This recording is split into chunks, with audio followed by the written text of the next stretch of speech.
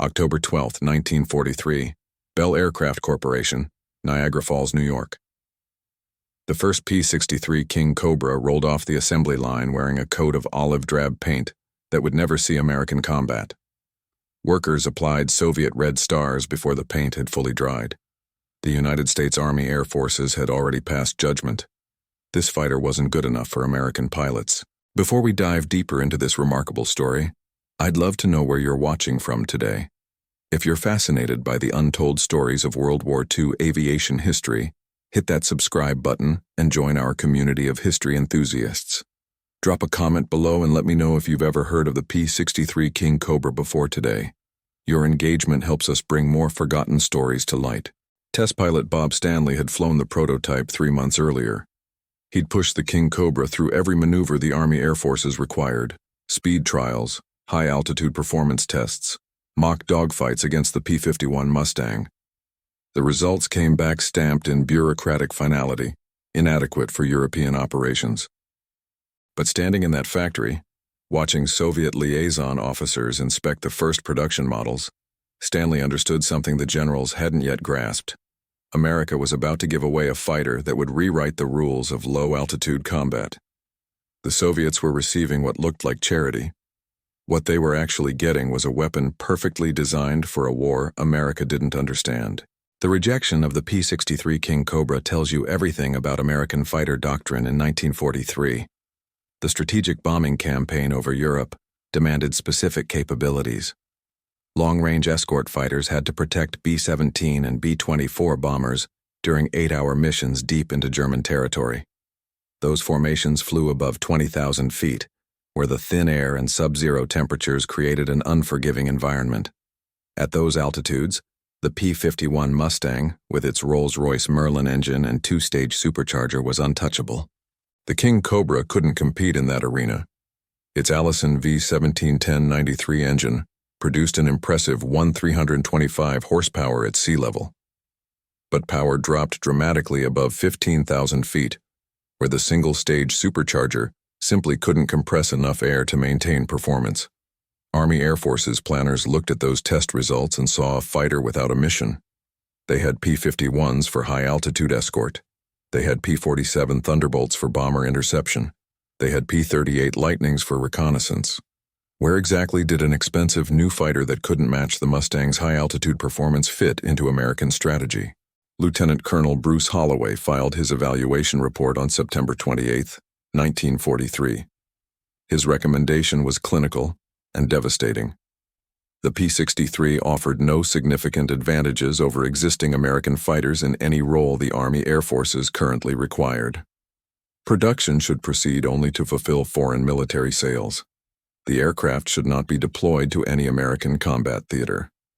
That recommendation became official policy within 2 weeks. But someone had to take the 303 King Cobras already contracted for production. The Soviet Union was desperately short of modern fighters. Operation Barbarossa had destroyed thousands of aircraft in the first weeks of the German invasion. By late 1943, Soviet factories were producing fighters in massive quantities, but quality remained inconsistent. The Lend-Lease program offered a solution. America's rejected fighter became the Soviet Union's windfall. The Alaska-Siberia air route became the pipeline for American aircraft flowing to Soviet forces. Women pilots from the Women Air Force Service pilots ferried King Cobras from Buffalo to Great Falls, Montana. Soviet ferry pilots took over there, flying the aircraft across Alaska, through Nome, and across the Bering Strait to Siberia. It was one of history's most dangerous ferry routes. 6,000 miles of Arctic weather, primitive navigation, and minimal emergency support. Dozens of pilots died making that crossing. Senior Lieutenant Andrei Kochetkov stood on the flight line at the Soviet testing facility in early 1944, watching the first King Cobras arrive. He was one of the Soviet Air Force's most experienced test pilots. He'd evaluated dozens of foreign aircraft: British Hurricanes, American P-39 Airacobras, captured German fighters. His job was to determine if the P-63 was safe for Soviet combat pilots. What he discovered in his first test flight nearly killed the entire program. The spin tests began on a clear morning in February 1944. Standard procedure required putting the aircraft into an intentional spin and then recovering using established techniques. Kochetkov climbed to 15,000 feet over the test range. He pulled the King Cobra's nose up until the airflow separated from the wings. The aircraft entered a spin, rotating slowly at first, then accelerating into a flat spin configuration. He applied the standard recovery inputs: opposite rudder, forward stick pressure, neutral ailerons. The King Cobra ignored every input. The airframe began buckling under the stress. Rivets groaned. Sheet metal flexed in ways that indicated structural failure was imminent. Kochetkov tried every recovery technique he knew. Nothing worked. The aircraft was trapped in a flat spin with no aerodynamic solution. At 4,000 feet, with the ground filling his windscreen, he pulled the ejection handle and bailed out. The King Cobra augured into the frozen ground 3 miles from the airfield. The impact crater was 12 feet deep. Bell aircraft engineers initially dismissed the Soviet test pilot's concerns. The King Cobra had passed all American certification tests.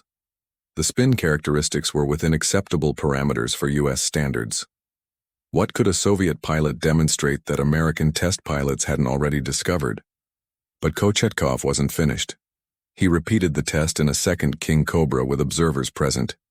The results were identical: flat spin, no recovery possible, structural failure imminent. The modifications that followed Soviet input transformed the King Cobra from a dangerous aircraft into a survivable one. Engineers moved the center of gravity forward by relocating equipment and fuel tanks. They adjusted the maximum aft center of gravity position to prevent the aircraft from entering unrecoverable flight regimes. They increased pilot armor protection based on Soviet combat experience, showing that German ground fire was more dangerous than most aerial threats. They added hardpoints to the wings for bombs or extra fuel tanks that Soviet pilots needed for ground attack missions. But even with these changes, veteran Soviet pilots remained skeptical when the first modified King Cobras arrived at operational units in spring 1944. The Lend-Lease agreement specified that P-63s were reserved exclusively for operations against Japan. The Soviets were supposed to keep them east of the Ural Mountains, building up strength for an eventual declaration of war against Japan. While thousands of King Cobras were supposedly warehoused in Siberia, the Eastern Front was grinding toward its brutal conclusion. Soviet pilots were flying 4, 5, 6 missions per day against the Luftwaffe. The Eastern Front created a combat environment that American planners never fully understood. Strategic bombing doctrine that dominated U.S. thinking was irrelevant in the East. Soviet air operations happened at dramatically lower altitudes than anything American pilots experienced in Europe. Most aerial combat occurred below 12,000 feet. The vast majority of dogfights happened between 6,000 and 10,000 feet. Ground attack missions, the primary mission of Soviet aviation, happened at treetop level, sometimes below 500 feet. These weren't escort missions protecting bombers during long flights into enemy territory. These were short, violent engagements supporting ground forces in direct contact with the enemy. Quick missions. High tempo. Multiple sorties per day from forward airfields so close to the front lines that German artillery could reach the runways. The aircraft that succeeded in this environment needed capabilities American doctrine didn't value: speed at low altitude, heavy armor, devastating firepower against ground targets, rugged construction that could survive rough field conditions. Captain Viktor Radkovich flew his first combat mission in a P-63 on June 18, 1944. Official records show his unit was equipped with P-39 Airacobras. German records from that day describe encountering a new type of American fighter with different performance characteristics than the Airacobra. Radkovich's mission was simple: escort a flight of Il-2 Sturmovix attacking German positions near Vitebsk.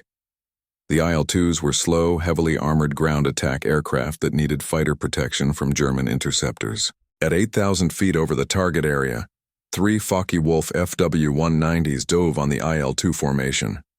Radkovich pushed the King Cobra's throttle to full military power. The Allison engine responded with a surge of power that American pilots at 25,000 feet never experienced. At this altitude, the single-stage supercharger was working perfectly. The P-63 accelerated to 408 miles per hour, faster than anything else in that airspace. Radkovich closed on the trailing FW-190 in seconds. The 37mm M4 cannon mounted in the nose fired through the propeller hub. American pilots had complained that the weapon was awkward and difficult to aim during high-altitude combat. But at low altitude, against a target less than 300 yards away, the massive cannon was devastating. A single 37mm round struck the FW-190's wing root. The explosive shell detonated inside the fuel tank. The German fighter disintegrated in a fireball that Radkovich had to maneuver violently to avoid. The surviving FW-190s broke off the attack. They couldn't match the King Cobra's low-altitude speed. They couldn't outdive it. The P-63's structural speed limit approached 562 miles per hour, faster than any German fighter could safely achieve. The IL-2s completed their attack run and returned to base without losses. Radkovich landed with bullet holes in his wings from German ground fire. The armor had stopped every round. In the debriefing, he filed his report listing the aircraft type as P-39. The combat victory was officially credited to an Airacobra that had never left Siberia. By autumn 1944, the pattern had become impossible to hide. German intelligence reports documented encounters with a new variant of American fighter over the Eastern Front. German pilots described aircraft that looked similar to the Airacobra, but demonstrated superior performance. German flak units reported shooting down aircraft that didn't match P-39 profiles. Luftwaffe analysts examining wreckage found engines and equipment that didn't correspond to any P-39 variant they'd previously encountered. Hans-Ulrich Rudel, Germany's most decorated Stuka pilot, wrote in his memoir about encountering American types of aircraft, especially Airacobras, King Cobras, and Bostons, over the Courland pocket in early 1945. For decades, historians dismissed that reference as a mistake. Rudel must have been confused. King Cobras weren't supposed to be anywhere near the Eastern Front, but Rudel had survived over 2,500 combat missions. He knew exactly what he was seeing.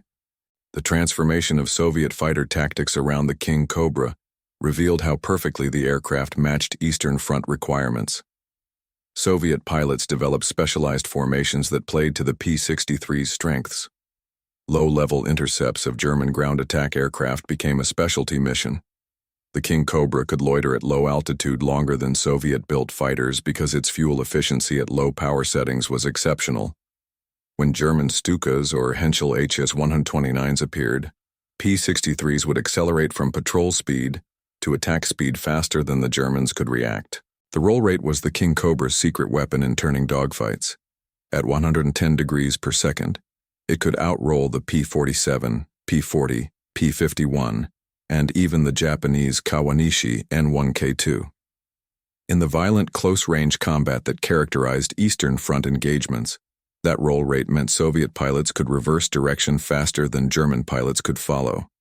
A Messerschmitt Bf-109 pilot, who thought he had a firing solution, would suddenly find his target rolling inverted and pulling away in a direction he couldn't match. Lieutenant Nikolai Skomorokov transitioned to the P-63 in October 1944. He'd scored 22 victories flying various Soviet-built fighters and the P-39 Airacobra.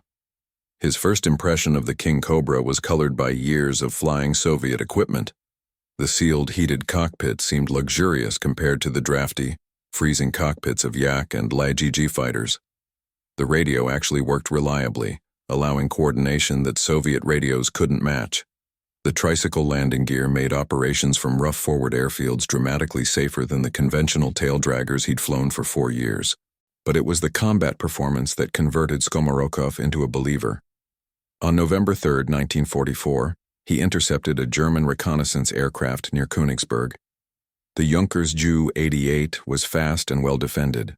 Soviet fighters usually had to make multiple attack passes to bring down a Ju-88, giving the German gunners numerous opportunities to score hits.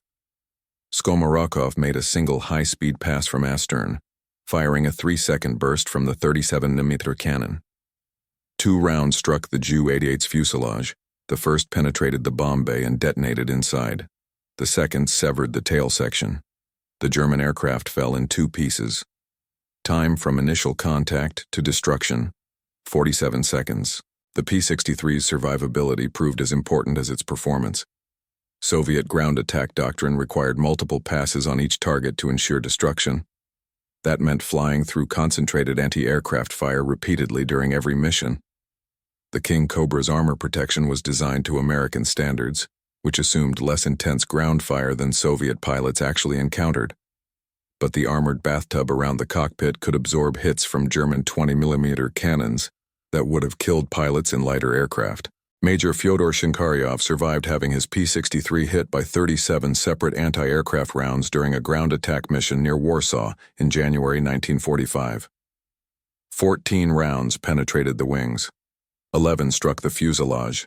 6 hit the engine compartment. 4 pierced the armored cockpit section but were stopped by the armor plate behind and below the pilot's seat. 2 destroyed the radio. Shinkaryov flew the crippled fighter back to his base and landed successfully. The aircraft was repaired and returned to service within 4 days. He named it Lucky 13 because it was his 13th mission in that particular aircraft. The unofficial combat records that leaked out after the war told a story of systematic success. Soviet pilots were achieving victory ratios in the King Cobra that matched or exceeded anything they'd accomplished in Soviet-built fighters. Against German ground attack aircraft, the kill ratio was particularly lopsided. P-63 units claimed 17 Stukas destroyed for every King Cobra lost to all causes. Against Bf-109s and FW-190s, the ratio was less dramatic but still favorable, roughly 3.5 to 1 in Soviet favor. When the Soviet Union declared war on Japan on August 9, 1945, the same day the atomic bomb fell on Nagasaki, the King Cobras officially reserved for this campaign finally saw documented combat. Operation August Storm, the Soviet invasion of Manchuria, involved the largest and fastest military campaign of 1945. Soviet forces advanced hundreds of miles in days, crushing the Japanese Kwantung Army in a demonstration of mechanized warfare that stunned Western observers. The 17th Fighter Aviation Regiment deployed P-63s for escort missions, close air support, and ground attack operations across Japanese-held territory in Manchuria, Korea, and the Kuril Islands. Japanese air opposition was minimal by this point in the war. Japan had few fighters left to contest Soviet air superiority, but the King Cobras proved their worth in ground attack missions where their heavy firepower and armor protection made them nearly ideal platforms for strikes against Japanese fortified positions. On August 15, 1945, Lieutenant Mikhail Nichenko scored the King Cobra's first officially recognized air victory, shooting down a Nakajima Ki-43 Hayabusa off the coast of North Korea. It was one of fewer than 50 aerial victories officially credited to P-63s because the war ended too quickly. But Nichenko's victory represented something larger than a single kill. It was the only time the P-63 King Cobra appeared in official Soviet combat records under its actual designation. The war ended before the full force of Soviet P-63 units could be deployed against Japan, as originally envisioned.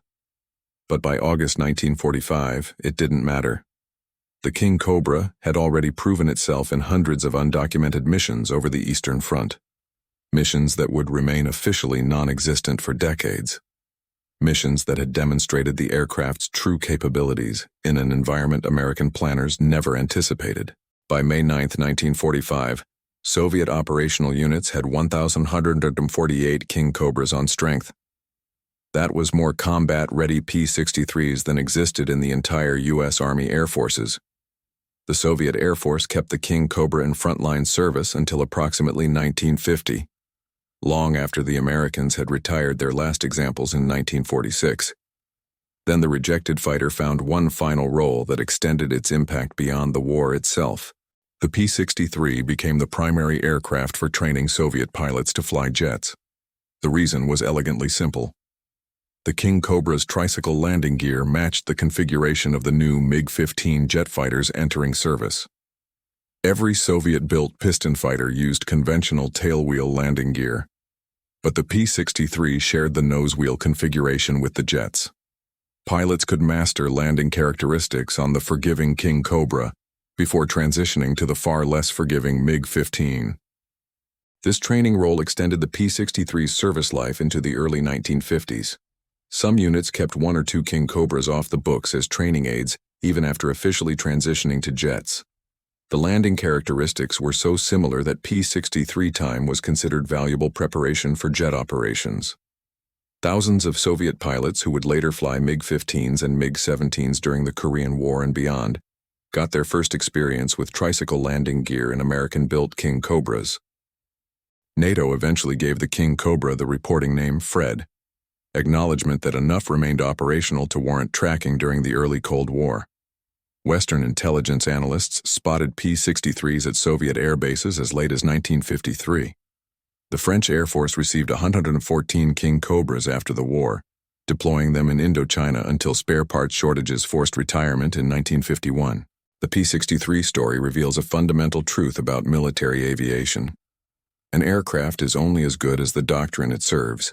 American evaluators needed high-altitude escort fighters for strategic bombing missions. By those standards, the P-51 was superior, and the P-63 was rightly rejected. But the Soviets fought a different war entirely. They needed low-altitude fighters for ground support missions from primitive airfields. They needed heavy firepower and armor protection. For that profile, the King Cobra was nearly perfect. The rejected fighter proved that context matters more than specifications, that sometimes what looks like charity becomes the perfect weapon in the right hands. The King Cobra never earned the fame of the Mustang or Spitfire, but it earned something more valuable: the respect of pilots who flew it and survived because of it.